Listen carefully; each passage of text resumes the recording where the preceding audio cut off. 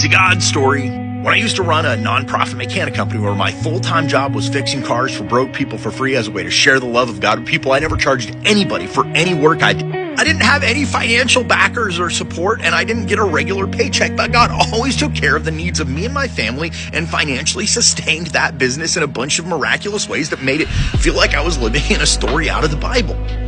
This was my business card, Affordable Auto Repair. It's full-service nonprofit auto repair. On the back, it says, Affordable Auto Repair is dedicated to sharing the love of God by offering free auto repair to those in need. I spent 50 to 60 hours every week fixing cars for people who could not afford to go to a shop, and I never charged any of them for any of the work I did. Now, typically, after I fixed a car for somebody, they would try and give me like 5 or 10 or maybe 20 bucks. At first, I wasn't going to take that, but then God let me know it was one of the ways that He was going to provide for me and my family. In all the years that I ran that business, there was only 3 times where that came out to more than 300 bucks in a month. Now, about 6 months into me running that business, God told me and my wife that she needed to quit her job. Her job wasn't enough to cover all of our bills and expenses every month, but it was the only stable income we had. However, we trusted God, we took a step of faith, and she quit her job. The next month when rent was due, my wife and I had a little over $300 in the bank. We didn't know how we were going to pay our $650 rent, and so we started praying. God told us to write a check that we couldn't cover. And when I said, God, I can't cover that check, He said, but I can. So in obedience to God, I took a check over to my landlord. Now, I would never tell anyone to write a check they can't cover,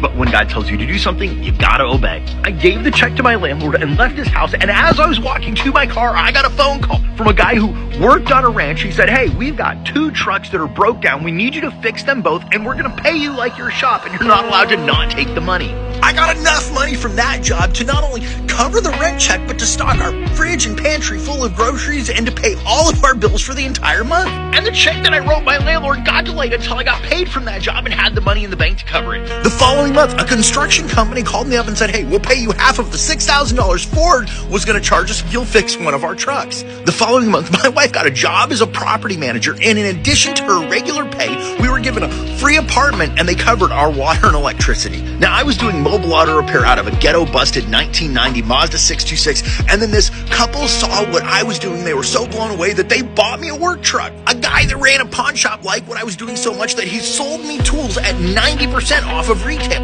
In Matthew 6:33, Jesus promised that if you pursue God's kingdom ahead of everything else, that God will supply all of your need. And He absolutely did in our lives. However, sometimes He even went above and beyond to bless us. Not only did He do that, but He would go above and beyond to bless us. Like one time, someone gave my family tickets to Schlitterbahn. Now, I'm nothing special. I don't have crazy, amazing faith. I'm just a regular guy who said yes to God, and He wants the same kind of life for everyone. If you want to know more about my story or how to get better at living by faith, download a free PDF copy of my book.